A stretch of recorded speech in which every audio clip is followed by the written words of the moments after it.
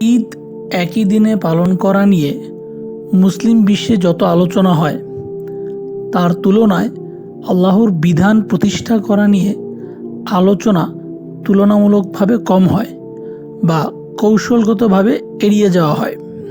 একজন প্রকৃত মুসলিমের জন্য অবশ্যই আল্লাহর বিধান প্রতিষ্ঠা করা সারা বিশ্বে বেশি গুরুত্বপূর্ণ, কারণ ঈদ একই দিনে উদযাপন করা ফেক বা আইনি ব্যাখ্যার একটি অংশ হতে পারে, কিন্তু ইসলামের মূল উদ্দেশ্য আল্লাহর দেওয়া শরিয়াহ ও বিধান বাস্তবায়ন করা।